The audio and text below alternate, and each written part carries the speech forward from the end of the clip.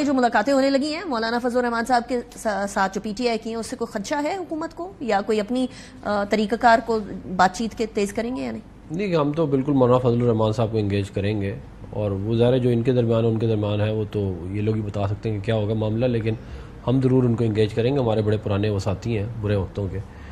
جہاں تک انہوں نے ہمایوں صاحب نے بات کی پاورٹی کی، تو 2018 میں 22% لوگ پاورٹی لائن سے نیچے تھے اور 2022 میں جب ان کی حکومت گئی تو 39% لوگ پاورٹی لائن سے نیچے چلے گئے تھے.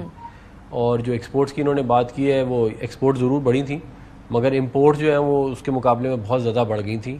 تو آپ $1 ایکسپورٹ کرتے تھے تو $4 امپورٹ کرتے تھے، تو ایسی ایکسپورٹ کا فائدہ کچھ نہیں تھا. $53 بلین کا ٹریڈ ڈیفیسٹ ہوا جو پاکستان کی ہسٹری کا کبھی نہیں ہوا.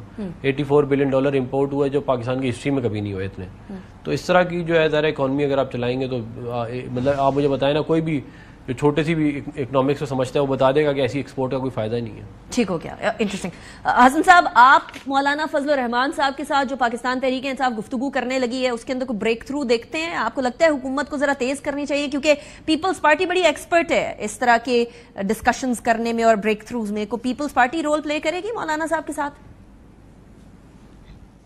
دیکھیں، جو مولانا صاحب ہیں بڑے زیرک سیاستدان ہیں اور میں سمجھتا ہوں کہ ملک کے وسیع تر مفاد میں وہ اکثر بہتر فیصلے لیتے ہیں.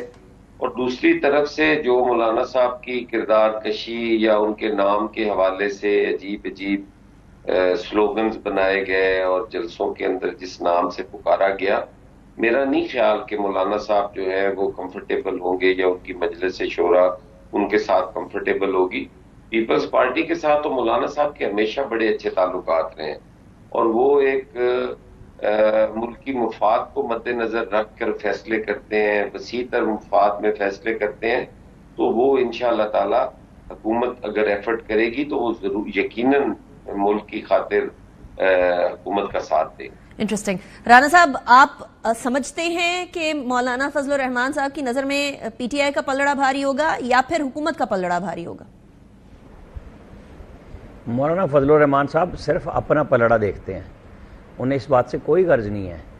وہ سیاست سمجھتے ہیں اور آپ دیکھیں انہوں نے دونوں پارٹیوں کو انگیج کیا ہوا ہے، کٹی کسی سے نہیں کی. جب پی ٹی آئی ان کے در پہ آتی ہے فوراً ملاقات کر لیتے ہیں اور پریس کانفرنس میں بھی ٹھوک کے دیکھیں نا. آج انہوں نے کہا کوئی سیریس کمیٹی نہیں، تو انہوں نے وہی اسد کیسر کے ساتھ 4 اور رہنما بھی شامل کر دیے. لیں جی، آپ کا وزن اور گفتگو بڑھانے کے لیے ہم نے 4 بندے اور دے دیے، شوق پورا کیجئے. پرائم منسٹر ان کے پاس چل کے گئے، ملاقات کی، گفتگو کی، اس کے بعد ان کے خلاف بھی ایک پریس کانفرنس کر دی. مولانا کا مسئلہ یہ ہے کہ انہیں ابھی سمجھ نہیں آ رہی. ایک طرف اسٹیبلشمنٹ کے ساتھ وہ بالکل افغانستان کے ایشو پہ آ گئے ہیں سامنے، اور جبکہ وہاں سے سیدھی رپورٹ ہے کہ اس وقت کوئی آپریشن نہیں ہو رہا بلکہ ان لوگوں کے خلاف ایک کریک ڈاؤن ہونے جا رہا ہے جو افغان بارڈر کو رجیم یعنی پاسپورٹ رجیم سے ختم کرانا چاہتے ہیں کہ پرانی لگی رہے، سب کا دھندا چلتا رہے.